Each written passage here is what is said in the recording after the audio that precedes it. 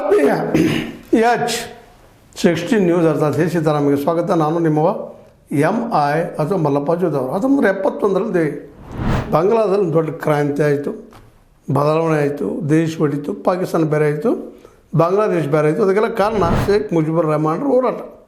ಇದು ಎರಡು ಮಾತಿಲ್ಲ. ಅವ್ರನ್ನ ಇವತ್ತು ಮರ್ತಿರ್ಬೋದು ಬಾಂಗ್ಲಾದಲ್ಲೇ, ಆದರೆ ಆ ಸಪ್ರೇಟ್ ಸ್ಟೇಟ್ ಆಗೋದು ಮಾತ್ರ ಅವರ ಒಂದು ವಿರೋಧ ಜೊತೆಗೆ ಭಾರತದ ಬೆಂಬಲದಿಂದ ಸಪ್ರೇಟ್ ದೇಶ ಆಗಿದ್ದು ಈಗಾಗಲೇ ಹಳೆಯ ಇತಿಹಾಸ.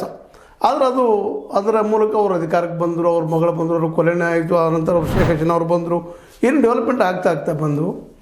ಮುಂದೆ ಅವರ ಅವಾಮಿ ಲೀಗ ಏನಪ್ಪ ಅಂದ್ರೆ ಜನಮನವನ್ನು ಗೆಲ್ಲುವಲ್ಲೇ ಯಶಸ್ವಿಯಾಗಿತ್ತು. ಆದರೆ ನಂತರದಲ್ಲಿ ತನ್ನ ಆಡಳಿತಗಳ ಮೂಲಕ ತಪ್ಪುಗಳನ್ನ ಮಾಡ್ತಾ ಬಂತೇನೋ ಅಂತೇಳಿ.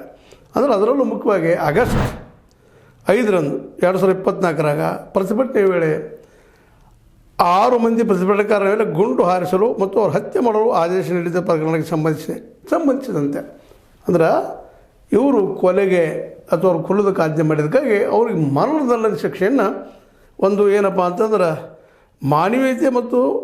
ಮಾನವೀಯತೆಯ ವಿರುದ್ಧ ಅಪರಾಧ ಎಸಗಿದ್ದಾರೆ, ಮಾನವೀಯತೆಯನ್ನು ಮರೆತು ಅಪರಾಧ ಎಸಗಿದ್ದಾರೆ ಅಂತೇಳಿ ಅಲ್ಲಿಯ ಆ ಮಧ್ಯಂತರ ಸರ್ಕಾರ ನೇಮಿಸಿದ ಏನಪ್ಪ ಅಂತಂದ್ರೆ ಒಂದು ಕೋರ್ಟ್ ಡಿಸಿಷನ್ ತೊಗೊಳ್ದ.